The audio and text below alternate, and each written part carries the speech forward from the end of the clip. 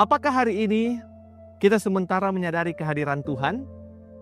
Jika hari ini kita sementara menyadari kehadiran Tuhan, maka saya bisa katakan puji Tuhan. Tetapi jika sebaliknya, bagaimanakah jika kita sudah mulai tidak menyadari akan kehadiran Tuhan? Maka pada saat ini juga saya bisa katakan puji Tuhan. Kenapa? Karena pada saat inilah kita belajar untuk bagaimana kita kembali menyadari akan kehadiran Tuhan di dalam kehidupan kita. Sehingga di saat ini kita akan sama-sama melihat dan belajar bagaimana kita kembali bisa menyadari kehadiran Tuhan di dalam kehidupan kita. Sebelum kita merenungkan dan mendalami firman Tuhan pada saat ini, mari kita berdoa. Bapa kami yang di sorga, Allah yang kami sembah dan yang kami muliakan, kami sangat bersyukur pada saat ini, oleh karena Engkau sungguh teramat baik di dalam kehidupan kami. Pada saat ini kami membutuhkan kuasa sorgawi menjadi bahagian kami. Sehingga ketika kami mendalami dan merenungkan firman Tuhan, kami boleh memiliki pengalaman sorgawi. Dan kami boleh melihat akan Tuhan di dalam kehidupan kami ketika kami boleh mendalami dan merenungkan firman Tuhan. Kami menyerahkan menit-menit yang berharga ini ke dalam tangan-Mu, jam-jam yang indah ini ke dalam tangan-Mu. Di dalam nama Yesus Kristus kami berdoa. Amin.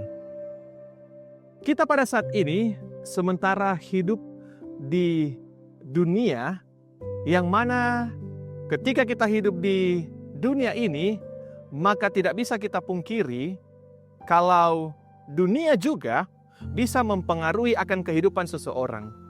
Bahkan kita juga tidak bisa memungkiri kalau dunia bisa mempengaruhi kehidupan kerohanian kita, karena dunia juga bisa membuat kita kehilangan kesadaran kita terhadap kehadiran Tuhan. Sehingga menjadi sebuah problematika dan menjadi sebuah ironi kehidupan rohani, kehidupan kita pada saat ini.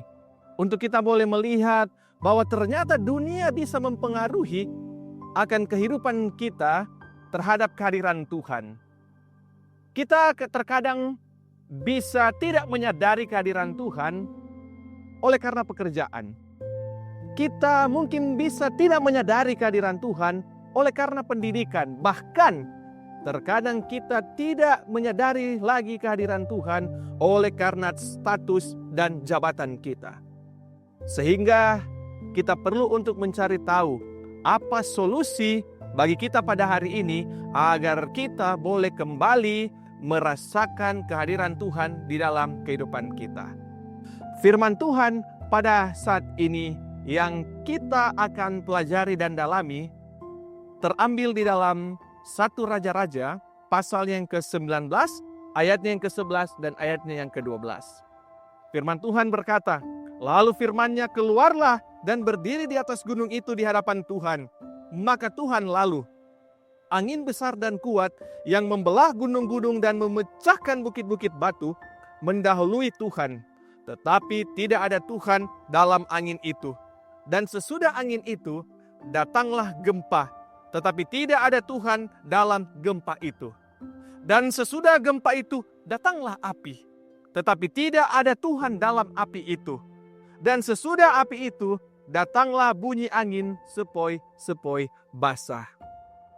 Puji Tuhan untuk firman yang baru saja kita bacakan.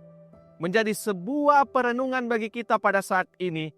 Untuk kita boleh melihat tentang bagaimana pengalaman rohani dari seorang yang bernama Elia ketika dia mulai tidak menyadari kehadiran Tuhan di dalam kehidupannya. Elia adalah seorang nabi yang dipakai oleh Tuhan untuk pekerjaan-pekerjaan yang besar. Dia membuat mujizat bersama dengan Tuhan. Dia membuat perkara-perkara yang besar bersama-sama dengan Tuhan. Tetapi Elia hanyalah seorang manusia biasa. Elia pun juga pernah merasakan yang namanya kelelahan, pernah merasakan yang namanya ketakutan, bahkan keraguan-raguan. Sehingga ketika Elia merasakan keraguan-raguan, ketika dia merasakan ketakutan, maka dia mulai mengundurkan diri dari hadapan Tuhan, dan pada akhirnya kehadiran Tuhan sudah mulai dia tidak rasakan kembali. Sehingga firman Tuhan pada saat ini memberikan kita sebuah pengalaman rohani bahwa ketika seseorang sudah mulai menyadari akan kehidupannya, bahwa dia sudah tidak lagi menyadari kehadiran Tuhan, Tuhan tidak tinggal diam, melainkan Tuhan turut bekerja untuk memberikan sebuah pengalaman-pengalaman rohani yang baru, bahwa Tuhan hadir di dalam kehidupan seseorang, khususnya kehidupan daripada Elia. Ketika kita melihat pengalaman daripada Elia, bahwa dia mulai mengundurkan diri daripada Tuhan, maka Tuhan bertindak dengan memberikan kepadanya sebuah peristiwa yang dia tidak pernah sadari. Ketika Elia sementara bersembunyi di dalam persembunyiannya, Tuhan datang kepadanya melalui sesuatu yang luar biasa.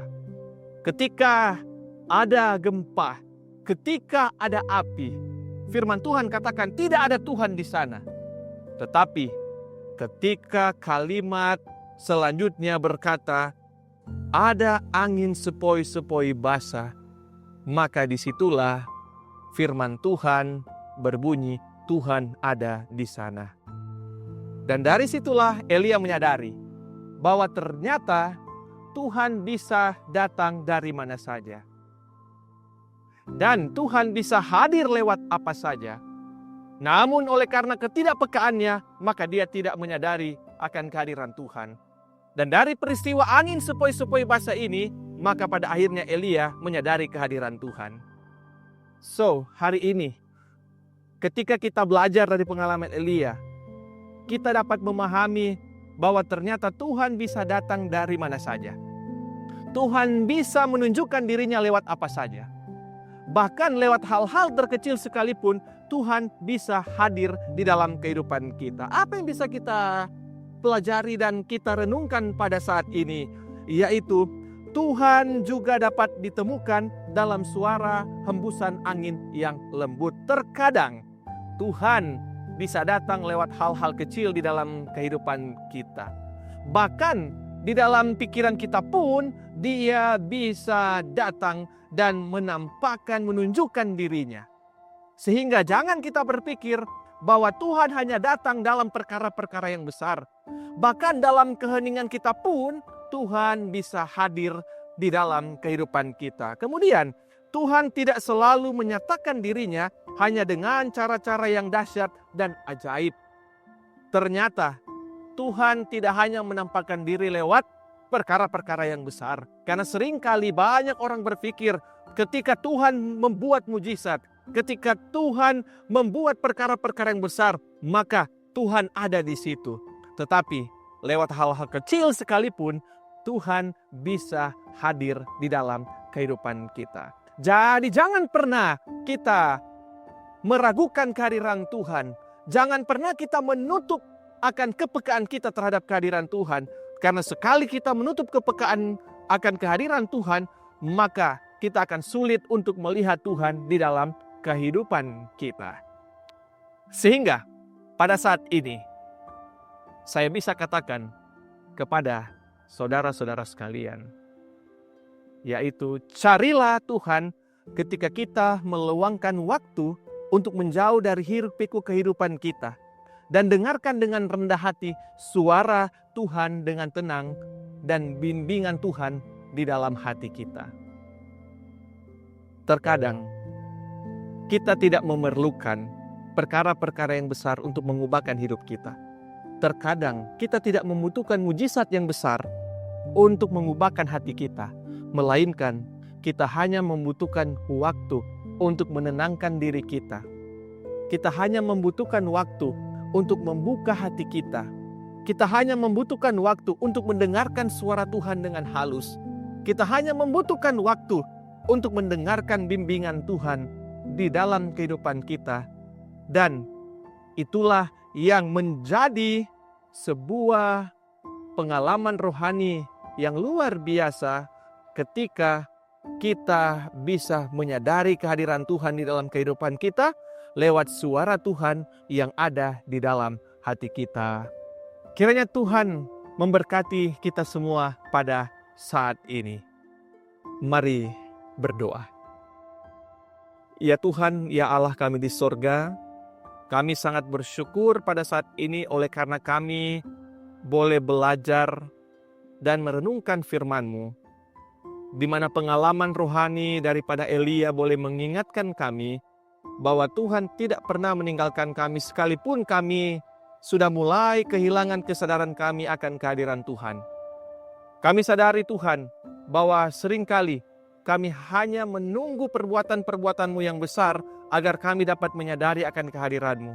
Tetapi kami lupa bahwa Tuhan bisa datang lewat apa saja. Tuhan bisa datang lewat hal-hal yang terkecil sekalipun untuk membuka hati kami. Sehingga kami membutuhkan pertolongan kuasa Roh Kudus agar kami dapat membuka indera kami, agar kami boleh memiliki akan kepekaan di dalam melihat kehadiran Tuhan di dalam kehidupan kami. Bantu kami bila mana dunia berusaha untuk menjauhkan kami daripada-Mu. Ajarilah kami untuk lebih mendengarkan suara-Mu, sehingga kami boleh menyadari kehadiran Tuhan dan kami boleh melakukan hal-hal yang benar yang Tuhan berikan kepada kami pada saat ini. Terima kasih banyak Tuhan, oleh karena Engkau boleh memberkati kami. Terima kasih oleh karena Tuhan mendengar berserta menjawab doa kami. Karena kami telah berdoa hanya di dalam nama Tuhan Yesus yang adalah Tuhan dan Juru Selamat kami. Amin.